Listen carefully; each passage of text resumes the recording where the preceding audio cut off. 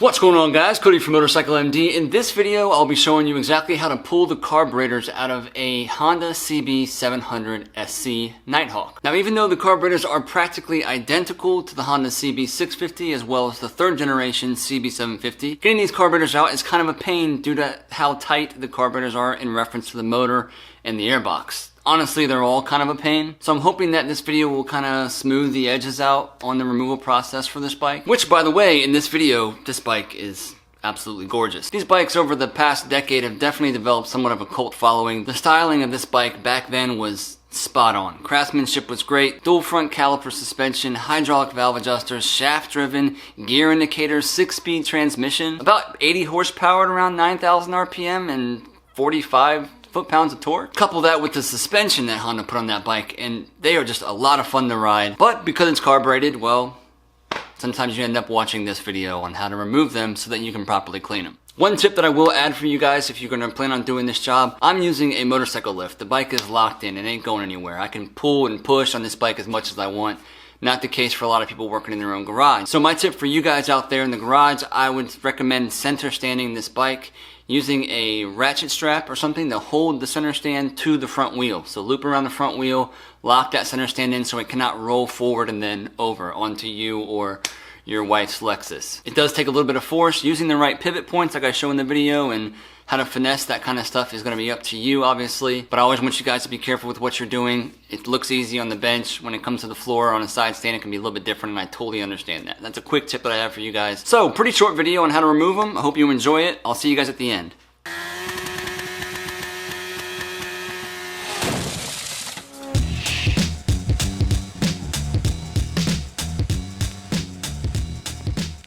First thing we want to do is just drain the carbs. I have to shove rags up underneath there. There's a drain bowl right here on all four of the carburetors, a flathead screw. Usually some of them are facing you. You might have to go to the other side to drain them, but we're going to drain out about a shot glass, maybe of fuel out of each bowl. I have to use a rag just to clean everything up.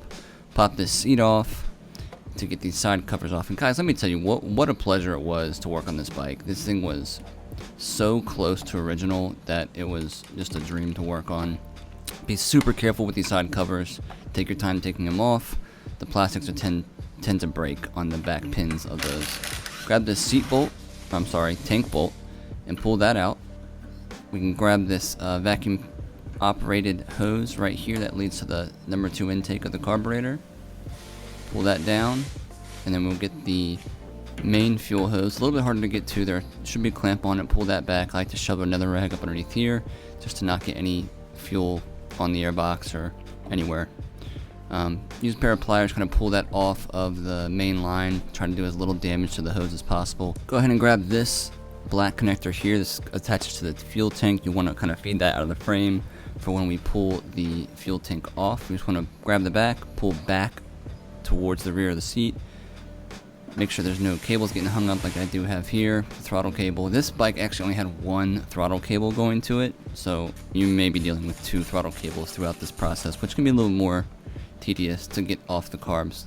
Now what we want to do is just start by unbolting everything that's holding the airbox in place. The main thing I want to get rid of is this battery because there's just so much weight to it when it comes to trying to maneuver the airbox back or out of the way off the carbs, because this is a very, very tight fitting assembly with the flanges that come off here to attach to the mouth of the carbs and all that. So if we can lighten the airbox up, that's great.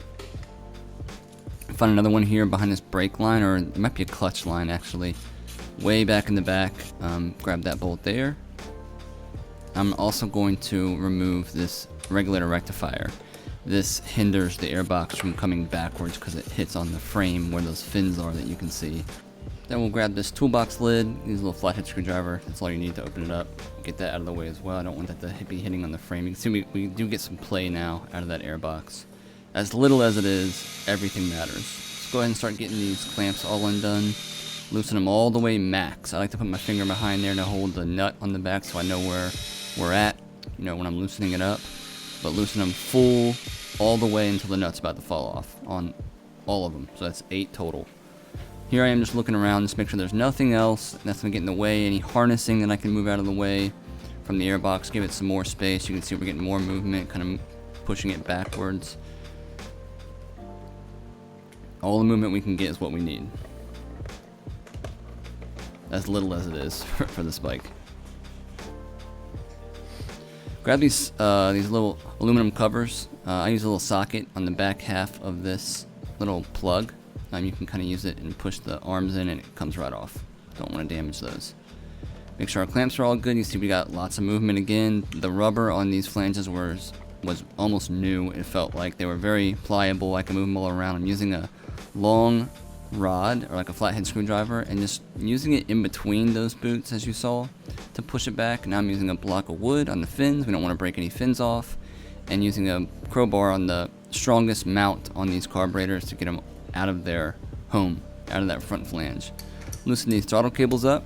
Grab this choke cable as well, so we can get prepared to unleash that from the carb. Then I'm going to start slowly trying to walk these things out of the left-hand side of the bike.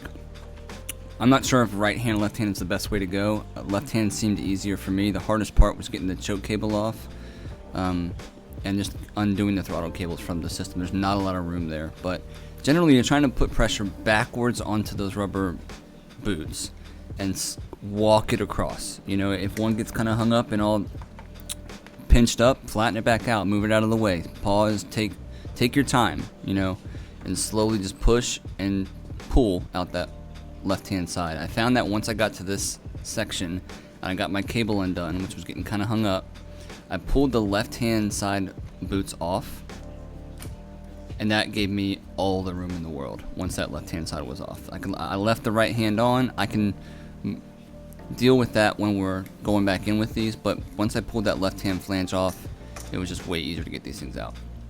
There you have it. Carbs are now out of the bike. You can spend your time checking these hoses out, making sure there's no rips or tears on these front intakes. How hard are they? Are they soft? Are they... A lot of times I've seen rubber rip off and go inside the intake and block an intake valve, you know. Make sure you just cover your work, right? Plug these intakes back up. You can spend time cleaning all this stuff up while you have the carbs out and you're cleaning them, but that's it. Carbs are out of the bike. Now you can focus all of your time on the most important part, which is just cleaning up these carburetor assemblies. Installation is reverse of removal.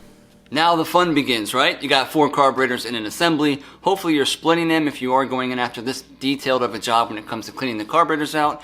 For your information, I have a carburetor cleaning masterclass or a course for this bike. The CB650, the CB700 like in this video, the 3rd gen CB750 Nighthawk, all identical carburetors. This course that I've made has helped thousands of people on how to properly clean those carburetors out to make sure that you're not doing this job a second time. And if you have already used the course, feel free to let people know in the comments what you thought of it and has it helped you out. Otherwise, that's it for this one. Cody from Motorcycle MD bringing you guys some quality tips and tricks for your next build or your daily rider. See you next time. Later.